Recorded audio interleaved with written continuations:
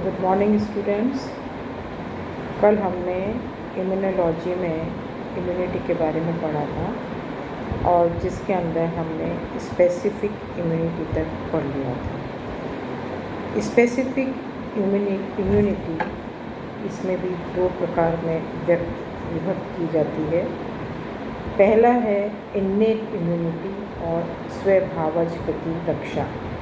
दूसरी है उपार्जित अथवा अनुकूली प्रतिरक्षा, इसको हम कहते हैं एक्वायर्ड और एडेप्टिव इम्यूनिटी। तो हम सबसे पहले देखेंगे इन्नेट इम्यूनिटी और स्वभावज प्रतिरक्षा। इसे जीव की प्राकृतिक प्रतिरक्षा भी कहते हैं। यह जन्मजात जीव में उपस्थित रहती है। यह बाह्य पदार्थों के पूर्व अनुभवों से प्रभावित नहीं होती। यह भक्षाणुनाशी फैगोसाइट्स के द्वारा की जाती है एवं देह की सामान्य प्रतिरोधी क्रियाओं पर तथा दैहिक उपापचयी परिवर्तनों पर निर्भर करती है। यह सुरक्षात्मक तंत्रों का प्राकृतिक जीनोटाइप पर आधारित तंत्र होता है जिसमें किन्हीं तत्वों का जन्म होता है जो जीव में जन्मजात उपस्थित रहते हैं और विभिन्न संक्रमणों असुखद स्थितियों से सुरक्षा प्रदान करते हैं जो वातावरणीय कारकों में से जन्म लेते हैं। अतः इसे जन्मजात और आनुवांशिक प्रतिरक्षा भी कहते हैं। इसमें किसी प्रतिजिन की पहचान नहीं होती, कोई विशिष्ट प्रतिरक्षी प्रतिक्रिया भी नहीं होती। अतः यह अविशिष्ट प्रतिरक्षा नॉन स्पेसिफिक इम्यूनिटी भी कहलाती है। इसमें दो प्रकार की युक्तियाँ अपनाई जाती हैं। पहला है बाह्य कारकों को देह में प्रवेश से रोकना। दूसरा है उन कारकों को शीघ्र अतिशीघ्र नष्ट करना जो देह में प्रवेश करने में सक्षम हो गए हैं। जन्मजात प्रतिरक्षा की जीवों में प्रथम सुरक्षा की क्रिया है जो पादपों, जंतुओं आदि में पाई जाती है। इसमें संरचनात्मक अवरोधक, कार्यकी अवरोधक, भक्षाणुनाशी अवरोधक, शोध अवरोधक, प्राकृतिक मारक एवं पूरक तंत्र सम्मिलित किए जाते हैं। पहला है संरचनात्मक अवरोधक, एनाटॉमिकल बैरियर्स। ये वे अवरोधक होते हैं जो रोगाणु कारकों एवं अन्य बाह्य कारकों को देह में प्रवेश करने से रोकते हैं। इनमें त्वचा, रोम, श्लेष्मकला, पक्षाभ एवं मित्रवत सूक्ष्म जीव आते हैं। दूसरा है कार्यकी अवरोधक और फिजियोलॉजिकल बैरियर्स। ये जीव रासायनिक एवं कार्यकी स्तर पर देह में प्रवेश कर गए रोग कारकों की वृद्धि एवं आगे प्रवेश को बाधित करते हैं। ये थर्ड इज भक्षण अवरोधक, फैगोसाइटिक बैरियर्स।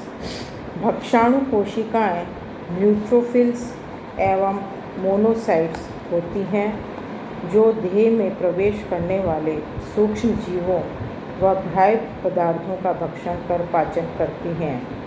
इनके अतिरिक्त मैक्रोफेजेस भी यह कार्य करती हैं।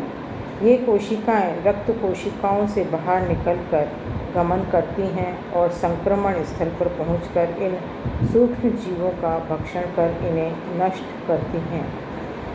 न्यूट्रोफिल्स बहुत अधिक संख्या में उपस्थित श्वेत रक्त कणिकाएं होती हैं। मैक्रोफेसेस रेटिकुलो एंडोथीलियल तंत्र का भाग होती हैं। ये अनियमित आकृति के श्वेत रक्ताणु होते हैं। ये गमनशील या स्थानबद्ध रूप से अपना कार्य करती हैं। यकृत पात्रकों की ये कोशिकाएं कुफुर कोशिकाएं कहलाती हैं।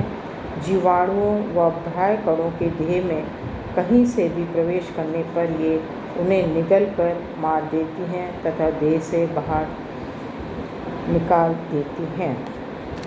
चौथा है इन्फ्लामेटरी बैरियर्स और शोधीय अवरोधक।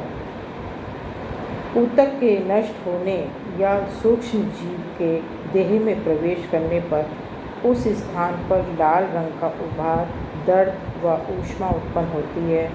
संयोजी ऊतक की मास्ट कोशिकाओं व श्वेत की बेसिलोफिल्स कोशिकाएं रासायनिक चेतावनी भरे संकेत देती हैं। ये हिस्टामिन व प्रोस्टाग्लैंडिन्स के रूप में होते हैं जो शोथ उत्पन्न करते हैं। इनके फैलने से रक्त कोशिकाएं अधिक पारगम्य बन जाती हैं। प्लाज्मा व भक्षाणु कोशिकाएं कोशिकाओं से बाहर निकलकर कार्य करती हैं। प्लाज्मा में सीरम प्रोटीन होते हैं जो जीवाणुनाशी गुण रखते हैं। इनके एकत्र होने से शोथ उत्पन्न होता है। ये सीरम प्रोटीन व ऊतक तरल जीवाणुओं द्वारा उत्पन्न आवेशों को तनु बनाते हैं। भक्षाणु कोशिकाएं देह में प्रवेश किए गए सूक्ष्म जीवों को नष्ट कर देती हैं। नेक्स्ट है अपना नेचुरल किलर सेल्स, प्राकृतिक घातक कोशिकाएं। ये बी या T for T means this type of T, ये बी या टी चिन्ह वाली लिम्फोसाइट्स कोशिकाएं होती हैं जो अस्थि मज्जा में उत्पन्न होती हैं।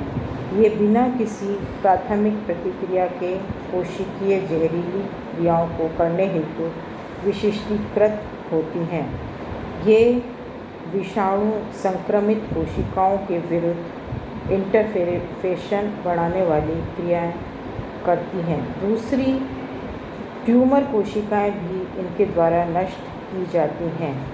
ये कोशिकाएं लक्ष्य कोशिकाओं पर आक्रमण कर परफोरिन आस्तारित छिद्र कोशिका कला पर बनाती है।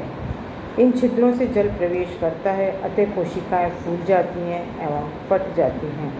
ये घातक कोशिकाएं ट्यूमर के लिए प्राकृतिक अवरोध का कार्य करती हैं।